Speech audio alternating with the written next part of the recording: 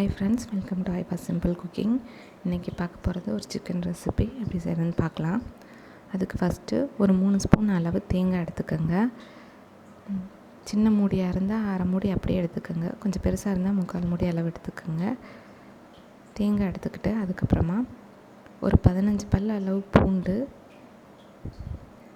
இஞ்சி 1 இன்ச் அளவு அது கட் பண்ணி எடுத்துக்கோங்க. பூண்டு 15 பல், பட்டை 1 இன்ச் அளவு 2, கிராம்பு 3, ஏலக்காய் 3. இது எல்லாத்தையுமே தேங்காய் கூட ஆட் பண்ணிக்கோங்க. இஞ்சி பூண்டோட அளவு பார்த்துக்கோங்க. இது வந்து நான் 1 kg சிக்கனுக்கு இந்த அளவு சொல்கிறேன்.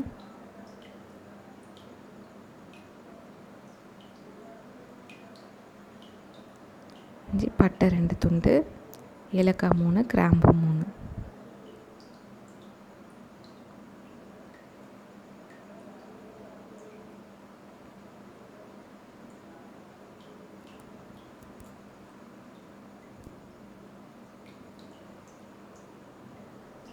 அதுக்கப்புறமா இது கூட முந்திரி பருப்பு ஒரு 5-6 முந்திரி பருப்பு போட்டுக்கோங்க.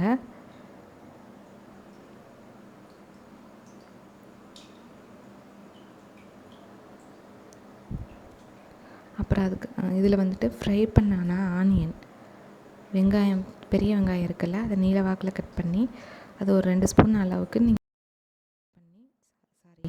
ஆயிலில் ஃப்ரை பண்ணி இதில் ஆட் பண்ணிக்கோங்க. இப்போ அதை அரைச்சி எடுத்துக்கோங்க. அரைச்சி எடுத்துகிட்டு சிக்கன் 1 kg, அந்த அரைச்ச பேஸ்ட்டு, பெரிய வெங்காயம் 2 வெங்காயம் ஸ்லைஸ் பண்ணினது, தக்காளி 1 தக்காளி நல்ல பழமாக கட் பண்ணினது. இப்போ ஒரு குக்கர் ஹீட் பண்ணிக்கோங்க. அதில் 4 ஸ்பூன் அளவு ஆயில் ஆட் பண்ணிக்கோங்க. ஆயில் காஞ்சதும் சீரகம் 1/2 ஸ்பூன், சீரகம் பொரிஞ்சதும் மிளகு 1 ஸ்பூன், அதுக்கப்புறமா நம்ம கட் பண்ணி வச்சுருக்கிற அந்த பெரிய வெங்காயம் அதை சேர்த்துக்கோங்க. பெரிய வெங்காயம் நல்லா நைஸாக நீல வாக்கில் கட் பண்ணிக்கணும். நான் 2 வெங்காயம் எடுத்திருக்கேன். நல்லா பெரிய வெங்காயம்னா 1 போதும். கொஞ்சம் மீடியம் சைஸாக இருந்தால் 2 எடுத்துக்கோங்க. அது கலர் சேஞ்ச் ஆகிற அளவுக்கு நல்லா ஃப்ரை பண்ணிக்கணும். இந்த மாதிரி வந்துடணும். அதுக்கப்புறமா தக்காளியை ஆட் பண்ணிக்கோங்க. தக்காளியும் நல்லா உடையிற அளவுக்கு அதை வதக்கிக்கோங்க.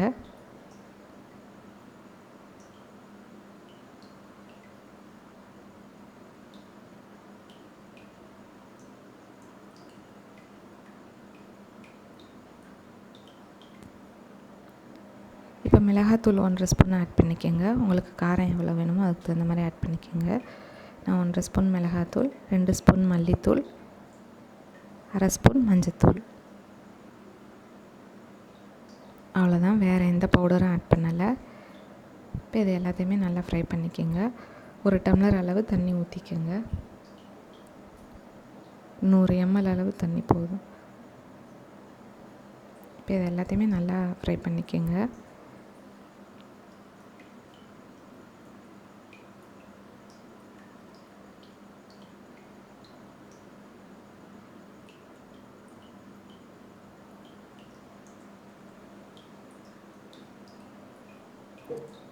இது இப்போ கொதிக்க ஆரம்பித்ததும் எண்ணெய் பிரிஞ்சு தனியாக வரும். இந்த ஸ்டேஜில் சிக்கனை ஆட் பண்ணிக்கோங்க. சிக்கன் ஆட் பண்ணி நல்லா அதை மிக்ஸ் பண்ணிக்கோங்க.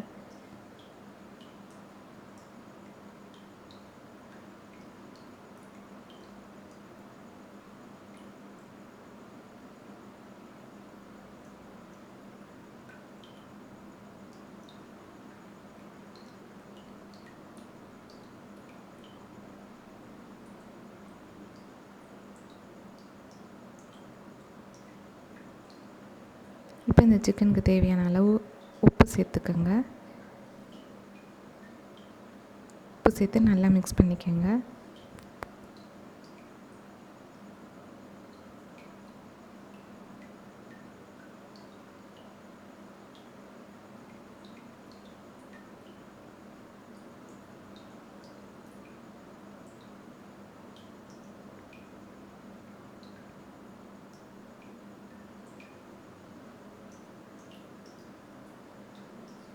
இதை நல்லா இப்போ மிக்ஸ் பண்ணிவிட்டு கொஞ்ச நேரம் ரஃப்பாக தட்டு போட்டு மூடிடுங்க. மூடி ஒரு மீடியம் ஃப்ளேம்லேயே வந்துட்டு ஒரு 5 to 10 மினிட்ஸ் வச்சுருங்க. இப்போ இதில் கொஞ்சம் தண்ணி விட்டுருக்கோம். அதுக்கப்புறமா நம்ம அரைச்சி வச்சுருக்கிற அந்த தேங்காய் இஞ்சி பூண்டு பேஸ்ட்டை வந்து இதில் ஆட் பண்ணிக்கணும்.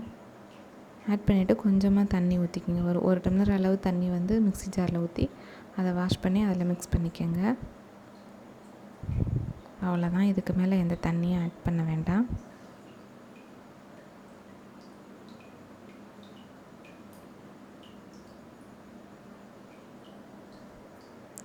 ஒரு டம்ளர் அளவு தண்ணி நான் மிக்ஸி ஜாரில் ஊற்றி அதை ஆட் பண்ணிக்கிட்டேன். அவ்வளோதான்.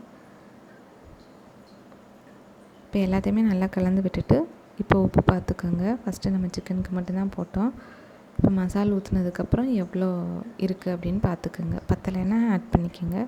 எனக்கு பத்தலை, அதனால் நான் திரும்ப கொஞ்சம் ஆட் பண்ணிக்கிட்டேன்.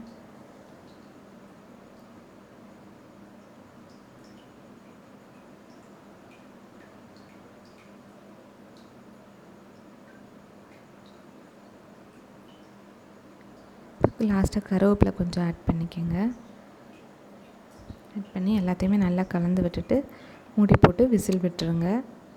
நீங்கள் நார்மலாக சிக்கனுக்கு எத்தனை விசில் கொடுப்பீங்களோ கொடுத்துக்கோங்க. நான் 3 விசில் கொடுப்பேன். ஸோ குக்கருக்கு மூடி போட்டு வச்சாச்சு.